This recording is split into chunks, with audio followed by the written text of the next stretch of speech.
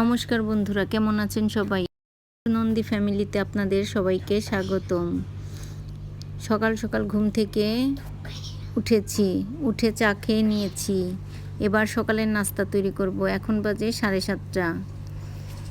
সব কিছু রেডি করে নিয়েছি, নাস্তাটা বানাবো। ভাবলাম আপনাদের সাথে একটু বারান্দাটা শেয়ার করি। আসলে বারান্দায় না আসলে আমার শান্তি লাগে না। আমি কাজের ফাঁকে ফাঁকে দিনে অনেকবার বারান্দায় আসি।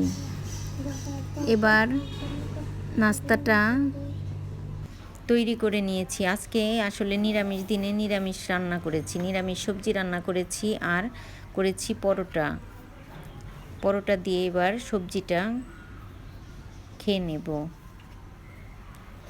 আর দুপুরে রান্নাবাড়া করব। আজকে এই লাউটা দিয়ে আসলে তরকারি রান্না করব। লাউটা অনেকটাই কচি, ঘরে থাকলে বীজগুলো বড় হয়ে যায়, খেতে ভালো লাগে না। আর কচি লাউয়ের তরকারি খেতে খুবই ভালো লাগে। এবার আমি আলু আর লাউটা জিরে ফোড়ন দিয়ে তেলের ওপর দিয়ে দিলাম সামান্য হলুদ গুঁড়ো, মরিচ গুঁড়ো, ধনিয়ার গুঁড়ো আর দিয়ে দিব সামান্য জিরে বাটা। আসলে লাউয়ের তরকারিতে অতটা মশলা দরকার হয় না, তবে ঝোল রান্না করব, এজন্য আমি সব মশলাই অল্প অল্প করে দিয়ে দিলাম। এবার একটু জল দিয়ে আমি আর একটু কষিয়ে নিব। আসলে লাউটা তাড়াতাড়ি সিদ্ধ হয়ে যাবে, তবে আলুটা গলতে একটু দেরি হবে। এবার একটু ঢেকে আমি কষিয়ে নিয়েছি। তবে এখন আমার মশলা আর লাউ আলু সব কিছুই কষানো হয়ে গেছে। এবার দিয়ে দিব জল। আমি পরিমাণ মতো জল দিয়ে দিলাম। জল দিয়ে আমি একটু ঢেকে কিছুক্ষণ রান্না করে দেব। আসলে নিরামিষ দিনে মনে হয় কি রান্না করব, তারপর চিন্তা ভাবনা করে আবার রান্নাটা শুরু করি। এবার আমি লাউয়ের ঝোলটা একটু ঢেকে রান্না করে নিব, তাহলে আমার রান্না হয়ে যাবে। গাছে একটা বরবটি ছিল, আমার মন সোনা আবার বরবটিটা তুলে এনেছে। কি করব এখন, সেই আবার কেটে দিচ্ছে। এখন এইটা বরবটি ভেজে ডাউলে দিয়ে দিব। বরবটিটা অনেকটাই কচি ছিল। বাচ্চাদের আসলে কথা বললেও বাচ্চারা শুনতে চায় না, নিজেই চাকু দিয়ে কেটে দিচ্ছে বরবটিটা। মেয়ে দুজন মিলে এখন বরবটিটাকে কেটে নিচ্ছি। এবার বরবটিগুলো কাটা হয়ে গেছে, আমি এবার ডালে ফোড়নটা দিয়ে দিব।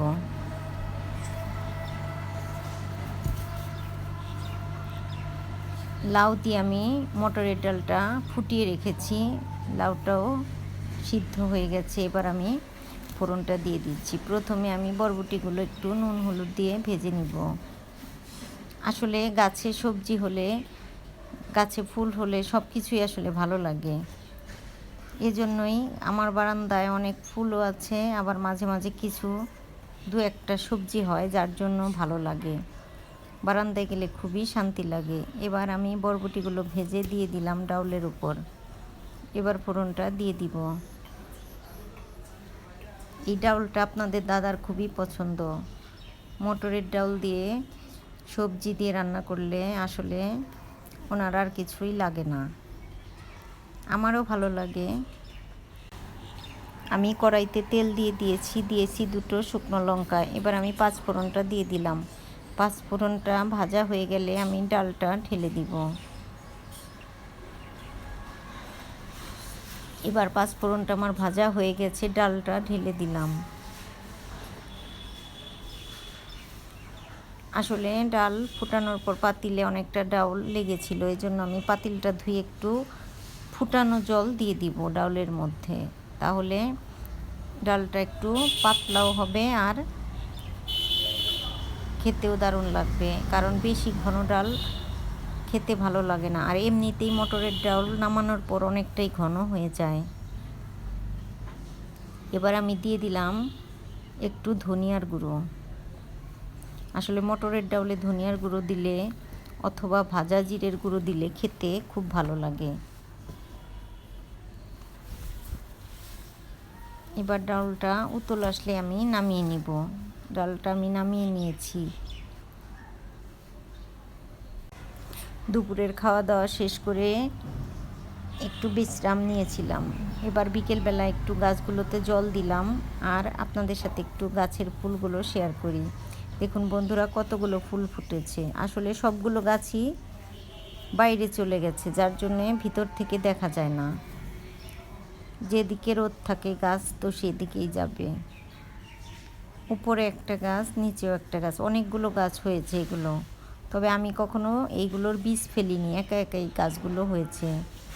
এই হলো আমার মাধবীলতা গাছ। ওয়াল ভেঙে এখন আকাশের দিকে যাচ্ছে। আর সন্ধ্যামালতী ফুলও ফুটে উঠছে। অবশ্য এখন বিকেলবেলা, সন্ধ্যামালতী ফুল বিকেলবেলায় ফুটেছে। আগে জানতাম সন্ধ্যামালতী ফুল সন্ধ্যাবেলা ফুটে, কিন্তু এখন বিকেলবেলাই ফুটে। অনেকগুলো ফুল ফুটেছে। সবগুলো ফুলই আসলে বাইরে থেকে দেখা যায়, ভেতর থেকে তেমন দেখা যায় না। আসলে মানি প্ল্যান্ট গাছের কথা আর কি বলবো। মানি প্ল্যান্ট গাছ আমার অনেক আছে, অনেক কেটে ফেলে দেই, এরপর আরও হয়। ওই যে বাইরে আরেকটা ফুল দেখা যাচ্ছে, আসলে এই ফুলের নামটা ভুলে গেছি, হলুদ হলুদ ফুল। মাধবীলতা ফুলগুলো গাছের ফাঁকা দিয়ে উকি দিচ্ছে। আসলে ফুলগুলো দেখতে হলে আমাদেরই উকি দিতে হয়, বাইরে থেকে দেখা যায়, বারান্দা থেকে আমরা দেখতে পারি না। আর আমার একটা নিম গাছও আছে। আসলে অন্য গাছের সাথে এই নিম গাছটা ছিল, নিম গাছটা এখন অনেকটাই বড় হয়ে গিয়েছে। তো বন্ধুরা, আজ এ পর্যন্তই। আরেকটি নতুন ভিডিও নিয়ে আপনাদের সামনে হাজির হব। সবাই খুব ভালো থাকবেন, সুস্থ থাকবেন।